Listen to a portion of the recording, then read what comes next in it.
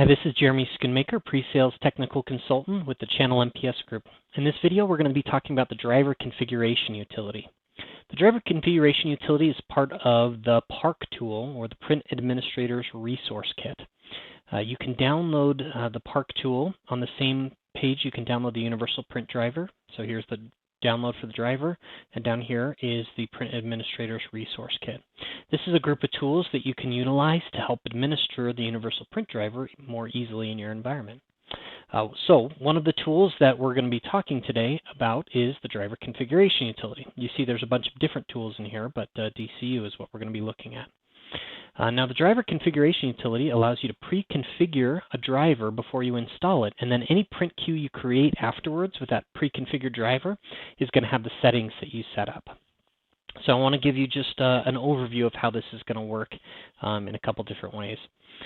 So the first thing is we're going to, in the driver configuration utility, open it, and you're going to browse to one of the Universal Print Driver folders. Now these are the folders that are going to appear after you've extracted from what you download online. Okay, so these are usually have about 84 files in them, and what we're looking for is this .cfg file, or a config file. So we can open that, and then in this tool we can go through here and make changes to the default configuration. Okay, there's a lot of different options here, and I'm not going to go over most of them. For today, all we're going to really play with is just some basic settings that people use. A lot of times print on both sides and print in grayscale are options that people want to use. So what I'm going to do is I'm actually going to change one of these configurations, okay, from print on both sides from false to true. Okay. Now what I'm going to do is I'm going to save it, and how you save it is kind of important. I'm just going to do a straight save, which is overwriting the original config file. Now if I do that, when I go to install the driver, so I'm going to go ahead and go through this process of adding the driver. When I install the driver, what's actually going to happen is you're going to see it fail. Because what's happened is because I've overridden one of the original driver files, the signature of the driver is now a little bit messed up, right? It doesn't match what Microsoft accepted originally when we did our driver certification. So what you should see when I install this is a pop-up that says, hey, this driver is no longer signed, right? The signature doesn't match what Microsoft accepted. Now you can install the driver anyway. And if you do that, when you create print queues, again, it'll have the configuration you want. So if you don't mind having the signature fail, then you can go ahead and use this method. Most customers I see do not like that. And so what we do is instead of saving it as a CFG file, and I'm going to move to a different directory here, is we can save it as this .cfm file, okay? So we've opened up the original CFG, we've made our changes, I've changed it here to print in grayscale as enabled, and I've locked that in, and then I went to save as, and saved it as locked grayscale, and then I typed in manually this extension .cfm. So this is like a modified configuration file.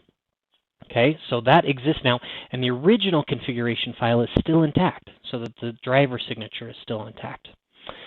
Now, here comes the tricky part, is you need to figure out how to call that new configuration file when you do the install. So there's two ways to do that I'll show you. The first is that if you save it with kind of a generic name, you can save it anywhere that you want to, and then you can use a command line install. And that's what I'm doing here. Now I've pulled out all the switches here for these from the HP Universal Print Driver Administrator's Guide. So I don't have all these memorized, but there's a number of them in here just to make this easy for my demonstration. But the key is this one right here. It's the first one. It's the /GCFM, okay? And then I open quotes and I point to the path that leads to that modified CFM file. Okay, the rest of this is just creating a print queue and doing it in quiet mode. Okay, so I'm going to go ahead and run that, and that'll take a minute or so to install, and I'm going to let that go, and I'll show you what the result is. Okay, so that's one way to do it, is using the install.exe. The next way to do it, and I'm going to go ahead and again go to a new directory here, if I go to this one, is when I open this, and again, I'm just going to make a quick change to it. Again, I'll just do duplex and change that to true, and I'll lock in. Okay, one of the cool things about driver configuration utility is you can lock some of these settings in. When I go to Save As, what I'm going to do is I'm actually going to save it with the same name as the original CFG file, except with the new extension. So HPCPU240.CFM. Each version of the Universal Print Driver has a different number here, 215, 220, 230, whatever it is. So this PCL6 6.9.0 has the number 240. So that's a unique identifier there. So I'm going to save that, and I can just save that for the meantime here in the directory. So I have that CFM file saved, and now what I actually have to do is I have to find that file. So here it is in directory, and I'm going to copy that over, and I'm going to paste it in this subdirectory in the Windows system files. So that's Windows System 32, Spool, Drivers, x64, and then 3. So this is the 3 folder where a lot of these the DLLs and driver files are held. So all I'm going to do is I'm just going to paste this in here. And then once I paste that in there, I can go and just do the standard install that I'm used to, and it'll pull that file. So we'll do that in just a second. So let me first of all go back. My command line install should be finished. Here's the driver. It was a UPD 6.7 when I did that on the command line. And my printer, here's my locked gray test. Let me go to the properties, and you should see that my color is now locked into grayscale. Okay, so that worked correctly, right, using the command line install. Now I'm going to go and do the 6.9 install. So I'm going to add driver, and this will work even if it's already pre-installed, but I'm going to go through the same process anyway. So I'm going to go to the 6.9 folder that I had originally. I'm going to choose my INF.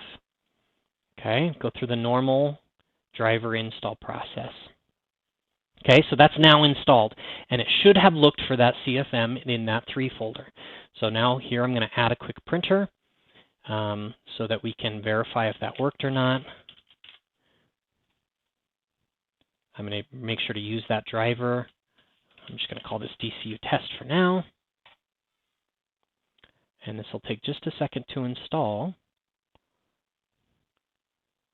And again, what we should see is the choice that I made, which was to lock in duplex, we should see in this print queue. So here is my DCU test. I'm going to go to Properties. It's just going to ping the device and get some information about it really quick. And then we'll check the printing preferences and see if that worked.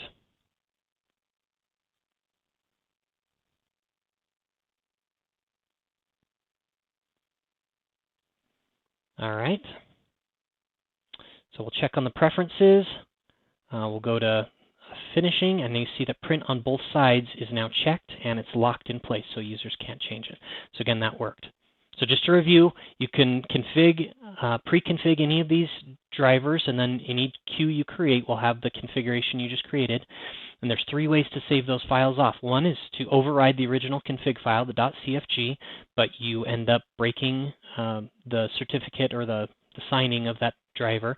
The second way is to save it as a CFM file of any name and then call it using the command line install. And then the third way is to save it as a CFM with the same name as the original config file and then put it in the 3 folder and then go through a standard driver install. So those are the ways that you can use driver configuration utility and install print queues with those pre-configured drivers.